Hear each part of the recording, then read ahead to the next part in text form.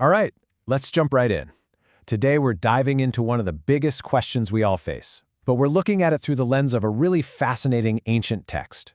What you're about to hear are the core teachings from the Garuda Purana, a sacred Hindu scripture all about how to prepare for that final journey. So, this is the big one, isn't it? This is the central question that's actually asked inside the scripture itself, directly to Lord Vishnu. It's a question people have asked forever, a really practical and spiritual puzzle. And we're going to explore the answers the text gives, step by step. So here's how we're going to break this down. First, we'll look at recognizing the signs that the final journey is approaching. Then we'll get into what the text says about atonement and right action. After that, we'll explore the power of worship, and then the ultimate practice, chanting the divine name. And finally, we'll see how all of this is meant to lead to a state of peace. Okay, let's get into our first section, the signs of the final journey. What's interesting is that the scripture doesn't start with some heavy philosophy. Nope, it starts with practical observation. It's all about teaching you how to recognize that life is drawing to a close. But, and this is key, without fear. The text points to some pretty specific physical signals. It says the body naturally becomes weak, maybe overcome by illness. One of the key signs it mentions is that hearing starts to fail, and those subtle internal sounds of the body just stop. Along with that, you might see a loss of appetite and a general fading of physical strength. These are all framed as natural signs the body is getting ready to shut down. Now, this next part is, I think, absolutely crucial. The very first piece of advice the scripture gives isn't about a ritual or an action. It's about your mindset. Before anything else, it says you have to be fearless. The instruction is to face this moment with courage and acceptance, not with terror. That's step one. Okay, so once that fearless mindset is in place, what's next? Well, that brings us to our second phase, atonement and right action. With a calm mind, the focus now shifts to the practical and moral things you should do to prepare yourself. And at the heart of this is a really important concept called prayashchitta. Now, this isn't just about feeling bad about things. It's a specific term for taking prescribed actions, a kind of penance, to consciously atone for past mistakes. The whole point is to purify yourself as a first step in this spiritual preparation. So what does this actually look like? Well, the scripture lists a few key actions. After you perform atonement, it says to maintain strict cleanliness, both of yourself and your surroundings. Then, the focus turns outward. You're encouraged to engage in good deeds, to offer charity, whatever you're capable of, and to serve any guests or holy people who might come by. It's really about putting your inner and outer house in order. Which leads us perfectly into our third section, the power of worship. Once the self is cleansed through right action, the next big challenge is to focus the mind. And this is where devotional rituals come in as a really powerful tool to lock your awareness onto the divine.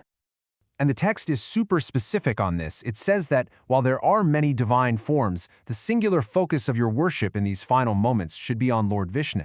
And this worship often centers on a really unique sacred object, the shaligrama.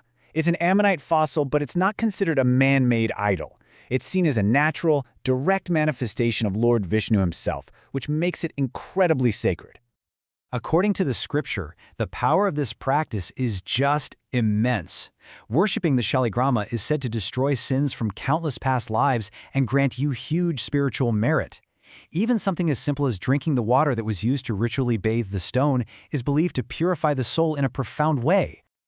But here's the real kicker. While the external acts, offering flowers, incense, food, are part of the ritual, the text makes it crystal clear that their power comes from your internal state. It's the bhava, that feeling of pure, unwavering devotion. That's the secret ingredient. It's what gives the whole act its real meaning.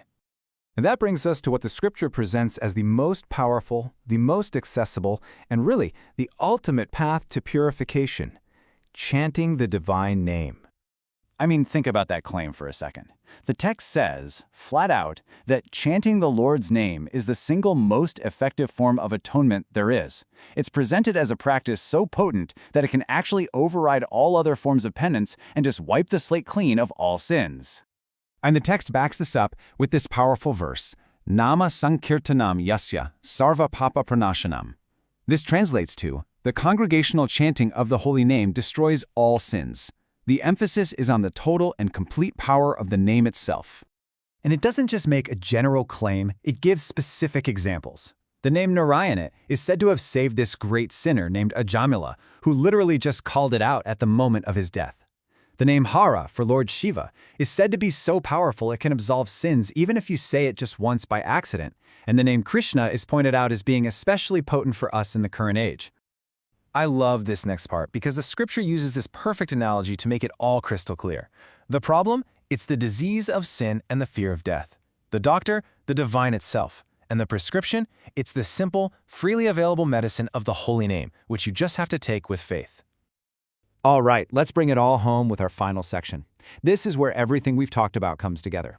It's all about finding peace and devotion, and how that's the key to transforming fear into a state of transcendence.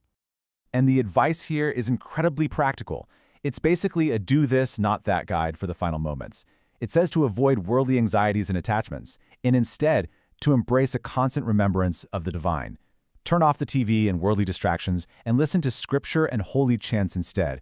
And crucially, stop dwelling on past mistakes or regrets and just focus on chanting the holy names with devotion. And that's really the heart of it all. This unwavering remembrance is the key. The scripture teaches that by keeping your mind completely absorbed in the divine, the entire experience of death gets transformed. It stops being this terrifying event and instead becomes a transition that you can meet with total tranquility and grace. And it all circles back to that incredible story of Ajamila. His story is held up as the ultimate proof, a profound message of hope.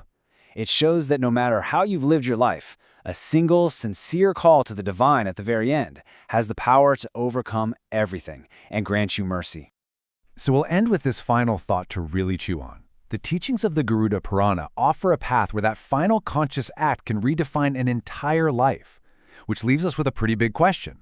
If a single name, just uttered with feeling, has the power to erase a lifetime of mistakes, what does that really tell us about the nature of divine grace?